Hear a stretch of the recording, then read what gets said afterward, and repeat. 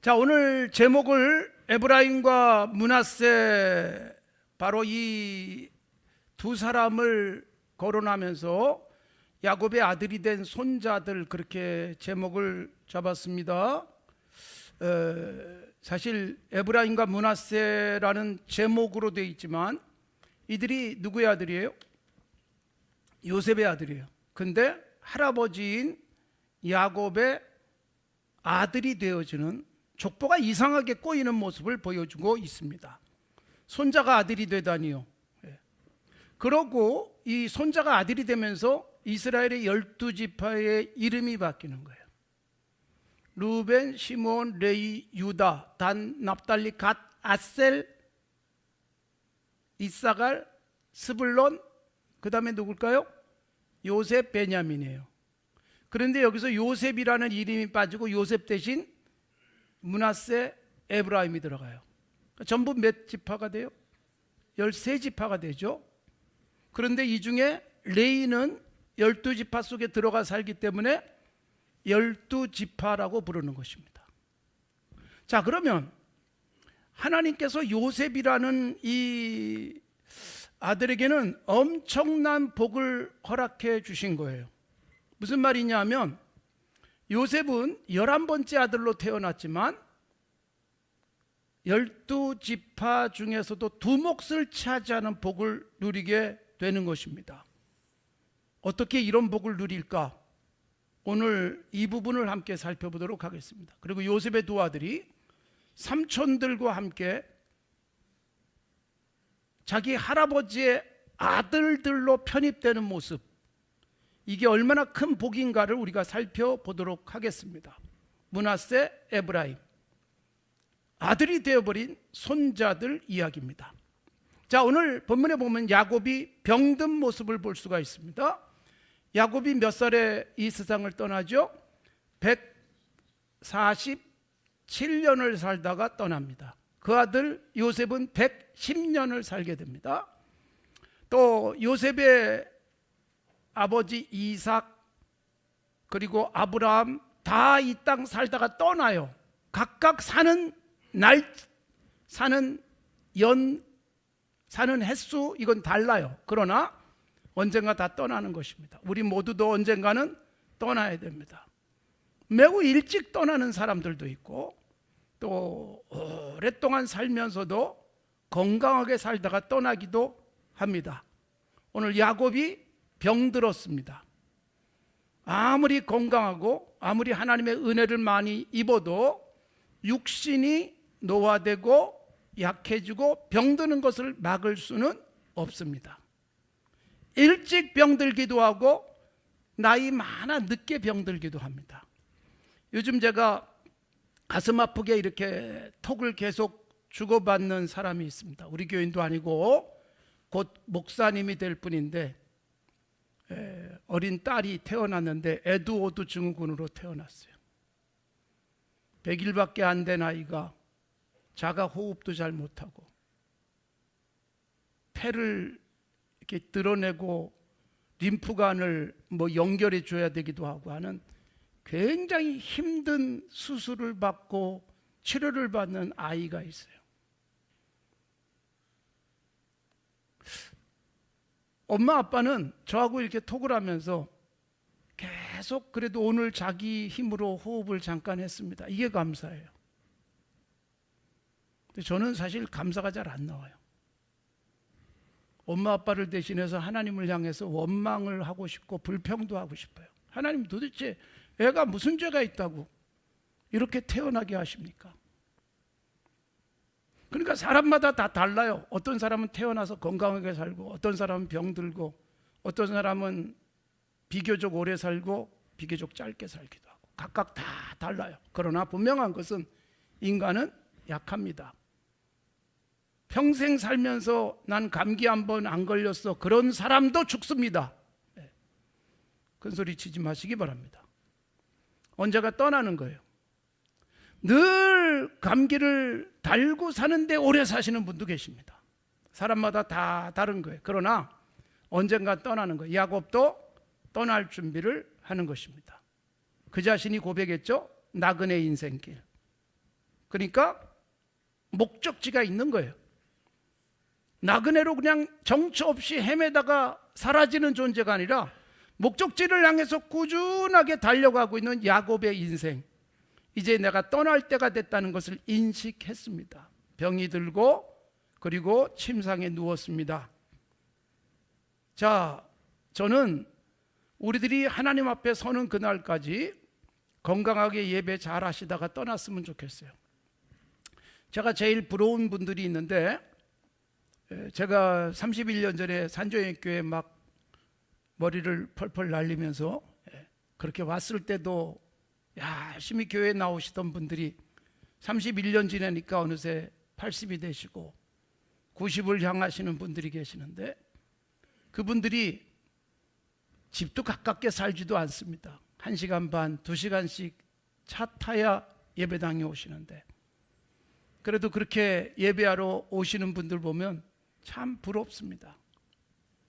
저렇게 건강하게 대중교통 이용해서 예배를 드리기 위해서 오시는 분들, 하루 종일 예배 한번 드리기 위해서 오고 가시는 거예요. 내가 집사라면 나도 저렇게 다닐 수 있을까? 그런 생각을 할 정도예요. 그러면서 저는 늘 그분들을 위해서 기도합니다. 건강하게 주님 앞에 나올 수 있는 날까지 하나님께서 품어주시기를 기도하고 있습니다. 참 주님 앞에 나와서 예배하고 그리고 주님을 향해서 막 감격과 기쁨을 표현할 수 있다는 것 얼마나 좋을까요? 야곱도 이렇게 하나님을 바라보며 지난주에 경배했다 그랬잖아요. 오늘은 여러분 이제 요셉 11번째 아들, 가장 사랑하는 아들을 기쁨으로 침상에서 영접을 하는 거예요. 요셉이 자기의 두 아들 에브라임과 므낫세를 데리고 오자, 여러분 야곱이 어떻게 해요? 힘을 내서 벌떡 침상에서 일어나요. 사람에게 힘이 되는 것은 사람이에요. 하나님이 내게 힘 주셔, 이런 고백들이 성경에 나오지만 하나님이 힘을 사람을 통해서 줄 때, 여러분 나에게 기쁘고 즐거움을 주는 그 사람, 바로 그런 사람들이 내게 힘주는 사람들이에요. 여러분이 제게 힘주는 분들이고, 나에게 보기만 하면 기쁘고 즐거운 그런 분들이 계시는 거예요. 우리가 살아가면서 그분한테서 전화만 와도 반갑고, 그분을 우연히 길에서 스쳐도 너무너무 기쁘고, 그런 사람들이 있는 거예요. 우리가 살아가면서 누군가에게 그렇게 힘이 되는 사람 되고, 또 누군가가 나를 보면서 힘을 얻을 수 있었으면 좋겠어요. 야곱이 11번째 아들 므낫세와 에브라임 손자들을 데리고 온 요셉을 보자마자 침상에서 벌떡 일어났습니다. 그리고 그에게 복을 하나님께서 주셨음을 분명하고 확실하게 다시 한번 선포하는 것입니다. 이 축복의 내용은 한결같습니다. 창세기 12장에서 아브라함에게 주셨던 복과 다르지 않아요. 후손, 또 하나는 뭐예요? 땅이에요. 땅과 후손. 후손이 많아지는 것 복이라고 말씀을 드렸어요. 넓은 땅을 차지하는 것 복이라고 그랬고, 이것은 영적 의미는 뭐예요? 예수 믿는 사람이 많아지는 거에 어디에든 있는 것, 그게 영적 영토가 넓어지는 것, 그리고 영적 후손들이 많아지는 것, 아브라함의 후손이라는 것입니다. 야곱은 이제 12아들을 낳았고, 야곱의 후손들이 전부 70명이 돼서 애굽에 온 것입니다. 여기서 이제 하나님 앞에 가는 그 순간의 모습을 보여주고 있어요. 그런데 이런 야곱이, 요셉이 에브라임과 므낫세를 데리고 오자 이렇게 말합니다. 5절을 보시기 바랍니다. 내가 애굽으로 와서 내게 이르기 전에 애굽에서 네가 낳은 두 아들 에브라임과 므낫세는 누구 것이다? 내 것이다. 할아버지가 무슨 억지를 부리는 것처럼 네 아들 다 내 거야.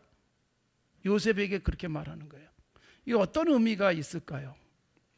아까 서두에서도 말씀드렸지만 바로 이것 때문에 이스라엘의 12지파는 바로 이 레위가 12지파 속에 들어가 살면서 요셉 대신 요셉 지파가 아니라 에브라임 지파, 므낫세 지파가 되는 거예요.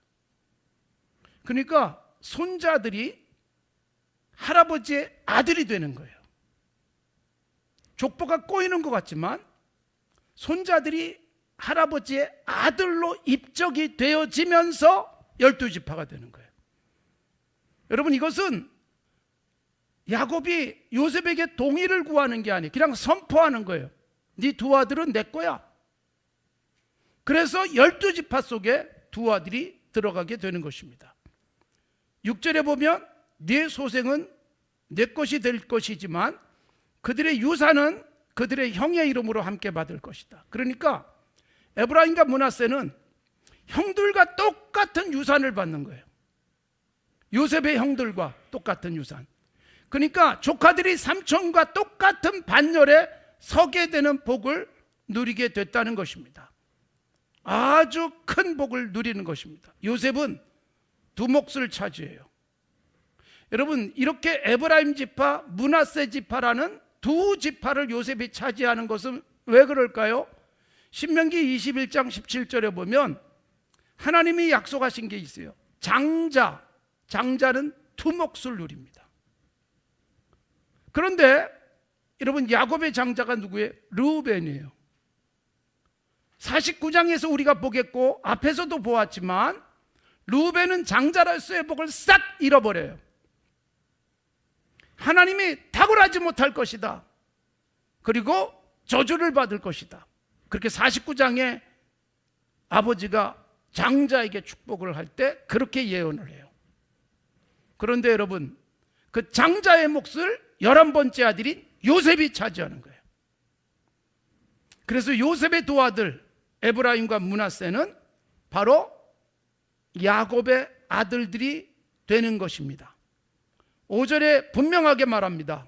네 아들 에브라임과 므낫세는 내 것이다. 르우벤이나 시므온처럼 내 것이 될 것이다.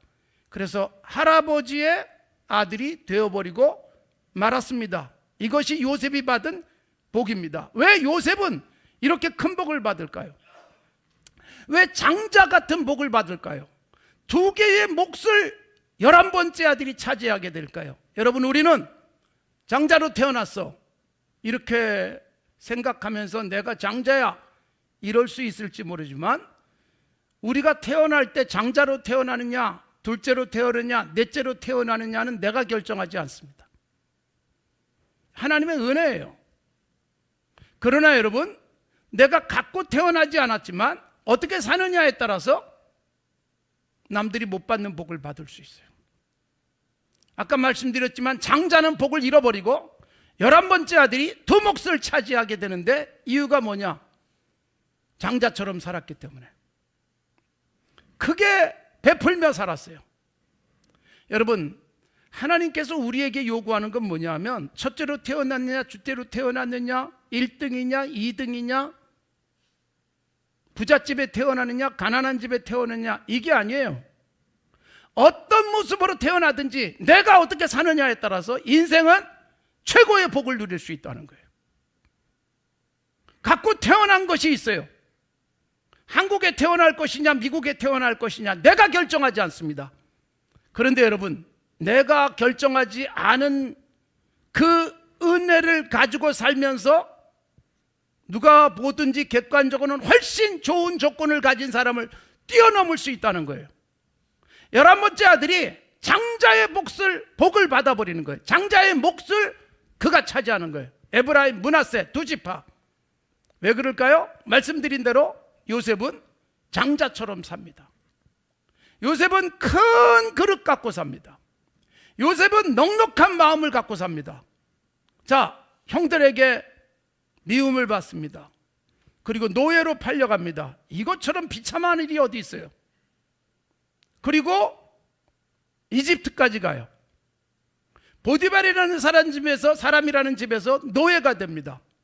그런데 거기서도 성실하게 일하지만 억울하게 죄를 뒤집어 쓴 채 감옥에 들어가요. 여러분, 인생이 이렇게 곤두박질할 수 있을까? 아버지에게 너무너무 사랑받던 아들입니다. 형들이 입지 못했던 채색 옷을 입으며 살았던 요셉입니다. 그런데 형들에게 미움을 받죠. 팔려가지요. 감옥에 들어가죠. 그러나 여러분, 그가 어떤 형편에 처하든지 그 형편에서 그 상황을 탓하거나 억울해하거나 원망하거나 비관하지 않았습니다. 그는 항상 하늘을 쳐다봅니다. 아버지의 사랑을 받는 아들이든 형들에게 미움을 받는 동생이든 억울하게 팔려가고 노예가 되고 감옥에 들어가든 거기서 그는 자신의 현재의 신분 상황에 매달리지 않고 하늘을 쳐다보면서 나는 하나님을 섬기는 사람, 나는 하나님 앞에서 내가 살아가는 삶을 내가 책임져야 될 사람, 하나님이 어디에 집어넣든지 하나님이 나를 보낸 곳, 하나님이 내게 어떤 일을 맡기든지 나는 그 일을 최선을 다해서 하겠다라는 자세가 창세기 속에 나오는 요셉의 모습입니다. 그러니까 그는 장자로 태어나진 않았지만 삶은 장자 같아요. 형들을 만납니다. 45장에서 우리가 봤지만 형들이 자기들이 팔아버리고 죽이려고 했던 동생이 총리의 자리에 앉아 있어요. 전부 다 무서워 떨면서 엎드렸을 때 형들에게 뭐라고 말해요? 형님들 걱정하지 마세요. 형님들이 나를 팔아서 내가 여기 온 것이 아니라 하나님이 보내신 것입니다. 하나님께서 형님들과 이 땅에 있는 많은 생명들을 구원하기 위해서 보낸 것이니까 두려워하지 마세요. 이미 여러분 요셉은 형들을 만났을 때 또는 총리가 됐을 때 용서한 것이 아니라 팔려가면서부터 형들에 대한 원망은 하나도 없어요. 미움이 없어요. 하나님이 나를 이렇게 보내시는 이유가 있을 것이다. 하나님 앞에서 살아가는 넉넉한 마음, 하나님에 대한 철저한 신뢰, 이것이 여러분 요셉의 앞길을 활짝 열어주신 것입니다. 그래서 요셉은 태어나는 서열의 문제가 아니라 삶이 얼마나 중요한지를 우리에게 보여주고 있는 거예요. 어떻게 살아가느냐, 내 인생을 어떻게 경영하느냐. 아유, 나는 가난하게 태어나서, 나는 뭐 내세울 게 없는 집안에 태어나서, 좋은 학교를 못 나와서, 공부에 재능이 없어서, 남들이 다 부러워하는 회사에 들어가지 못해서, 그게 아니라는 것입니다. 어디에 가든 무엇을 하든 그 자리에서 하나님이 나를 보내신 곳, 이 생각을 갖는 거예요. 쉽지 않은 일이에요. 형들에게 미움을 받아가지고 노예로 팔려갔을 때 그렇게 아버지에게 사랑받으면서 정말 귀하게 큰 아들이 17살 한참 예민한 청소년기에 얼마나 갈등이 컸을까, 얼마나 좌절감이 컸겠습니까? 싹 극복합니다. 하나님이 바라보이기 때문에. 형들이, 끔찍한 형들이, 자기를 불행의 늪으로 넘겨버린 형들이 밉지가 않은 거예요. 하나님이 어떻게 하실자 설레는 마음으로 기대할 수 있었던 거예요. 이건 여러분, 우리가 쉽게 말을 하지만 너무나도 쉬운 일은 아니고 매우 어려운 일이라는 건 너무 잘 알잖아요. 그걸 견뎌내고 승리하는 거예요. 환경을 뛰어넘는 거예요.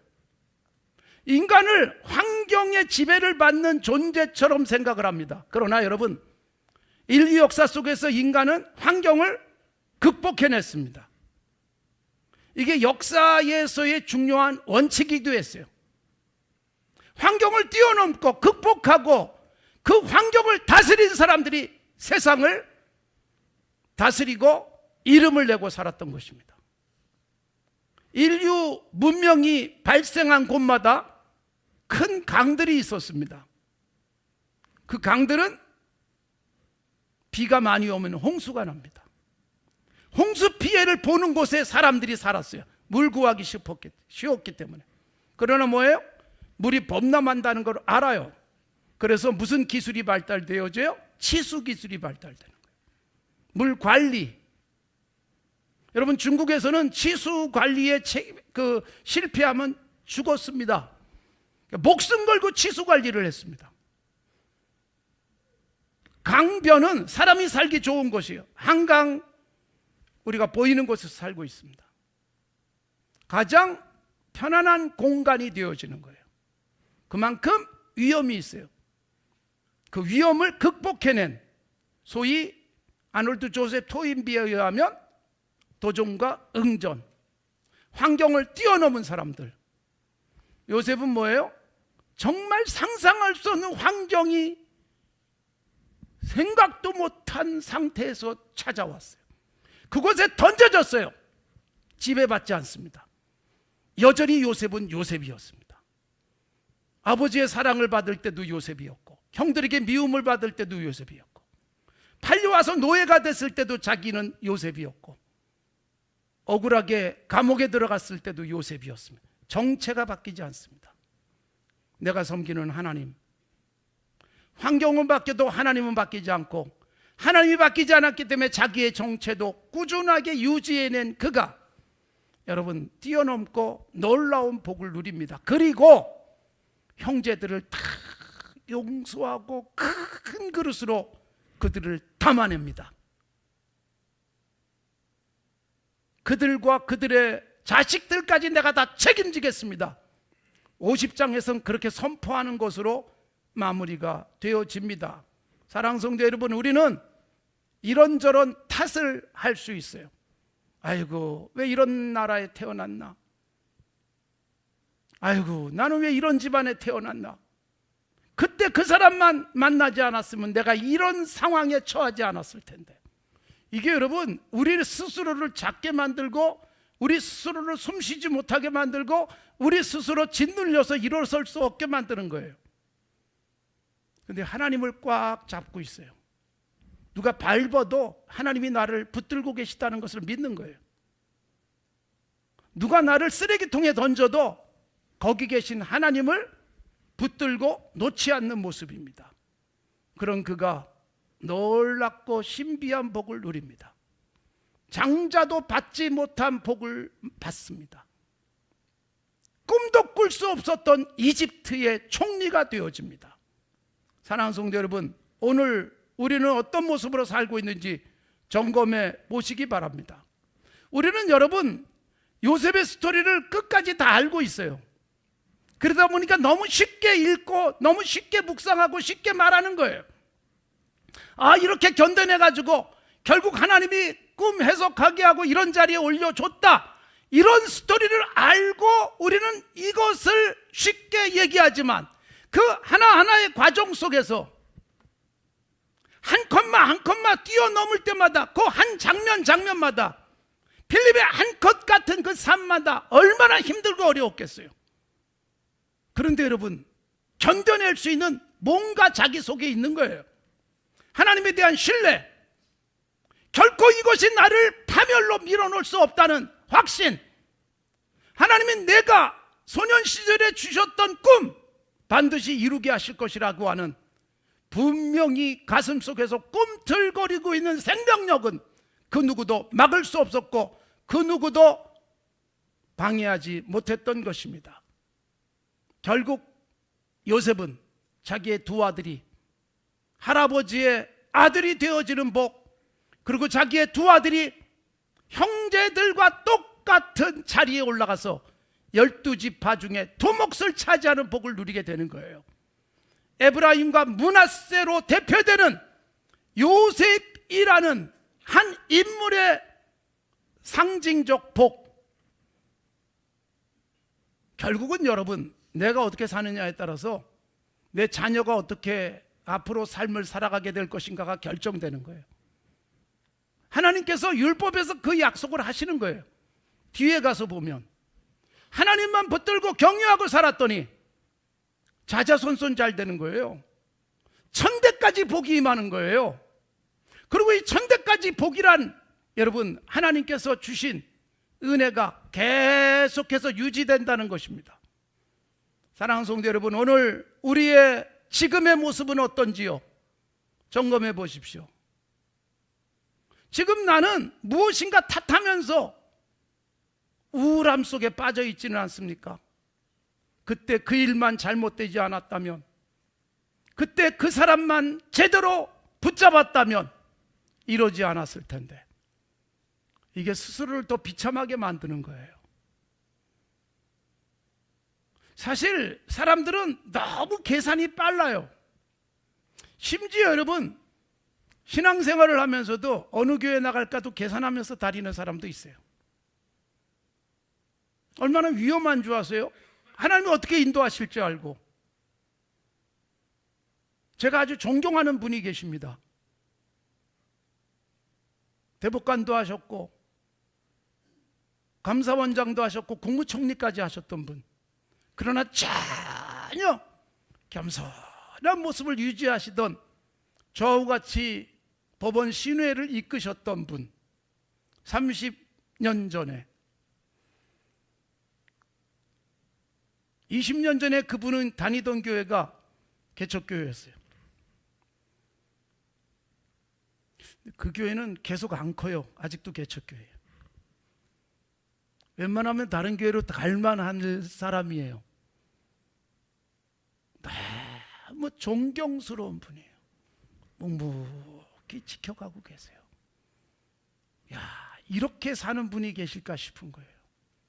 겸손하게 살아가시고 언제든지 하나님 앞에 조심스럽게 살아가시는 모습. 제가 30년 동안 이 법원 신회를 인도하면서 만난 가장 존경스러운 법조인, 대법원에서부터 신회를 같이 시작했던 그분, 여전히 변함없는 모습을 쭉 유지하고 가세요. 정치적인 판단을 하지 않습니다. 인간의 야근수로 계산하지 않습니다. 하나님 앞에 그냥 서 있습니다. 그렇게 살 수 있다면 얼마나 좋을까. 목사로 살아가는데 그분을 쫓아가기가 어려운 거예요. 그분하고 비교를 하면 제가 너무 천박해 보이는 거예요. 사랑하는 성도 여러분, 에브라임과 므낫세라고 하는 이 두 몫을 차지한 요셉은 어떤 경우에도 계산하지 않습니다. 그리고 누군가에 의해서 손해를 봤어도 원망, 미워하지 않습니다. 그리고 누군가에 의해서 억울하게 감옥에 갇힌 상태에서도 한 번도 거론조차 하지 않습니다. 총리가 되고 난 다음에 감옥에 들어갔던 억울한 일을 한 번도 끄집어내지 않습니다. 그러고 사는 거예요. 하나님밖에는 바라보지 않는 것입니다. 다 품는 그 거대한 그릇, 그리고 그 거대한 그릇에서 모든 걸 다 녹여내서 그 모든 것들이 새로운 하나님의 형상으로 만들어지는 자신의 인생, 이 고통, 이 눈물, 저 아픔, 이게 다 한 그릇에서 녹아서 새롭게 생산되는데 신비하고 놀라운 하나님 주시는 은혜의 형상으로 그 앞에 새롭게 서는 거예요. 이렇게 살아가는 삶, 얼마나 복되고 아름다운 삶이겠습니까? 에브라임과 므낫세라고 제가 여러분들에게 제목을 정해줬지만 바로 이 아들이 아닌 손자가 할아버지의 아들로 들어갈 수 있었고, 이스라엘의 12지파 중에 2지파를 차지하는, 2몫을 차지하는 엄청난 복을 받는 요셉, 그렇게 복받을 만한 이유가 있었던 것이고, 그렇게 복받을 만한 이유가 결국 후손에게 이어지는 거예요. 49장에 가면 야곱이 12아들에 대한 미래적 예언을 하는 축복이 나와요. 그 축복에서 가장 길고 가장 큰 축복은 넷째 아들 유다. 유다가 왜 복받는지는 앞에서 말씀을 드렸어요. 또 하나는 뭐예요? 요셉의 스토리가 최고의 복으로 그려집니다. 요셉이 막 담장을 넘어서 뻗어가는 포도나무처럼 놀라운 복을 받을 것을 아버지 야곱이 예언하는 거예요. 단순하게 그래 원래부터 야곱은 요셉을 좋아했지, 나이 낳은 아들이기 때문에 그렇게 사랑했지 라고 말할 수 없습니다. 요셉이 그렇게 살았던 것뿐입니다. 복받을 만한 삶. 사랑하는 성도 여러분, 저는 우리 산조연교회 성도들이 그렇게 복받기를 바랍니다. 우리는 여러분 그런데 문제가 뭘까요? 복 받고 싶은데 복 받을 만한 큰 그릇을 못 가져요. 복 받을 만한 삶의 길을 가지를 못하는 거예요. 끊임없이 이 탓하고 저 탓하면서 그랬다면 좋았을 텐데, 아이고 그때 그렇게 됐다면, 아이고 그것만 아니었다면, 이게 여러분 우리 인생을 초라하게 만드는 거예요. 하나님을 바라보십시오. 그분은 어떤 상황, 어떤 형편에서든지 원하시는 그림을 그려낼 수 있는 분입니다. 실수로 캔버스에 물감이 쏟아졌어도 그것 가지고 신비한 그림을 그려낼 수 있는 하나님이십니다. 그분을 바라보시면서 오늘 우리의 삶에 하나님이 그려가실 내 인생에 대한 그림을 더욱더 크게 그려가시고, 에브라임과 므낫세라고 하는 두 몫을 차지했던 요셉 같은 그 복을 우리 모두가 함께 누리시게 되기를 바랍니다.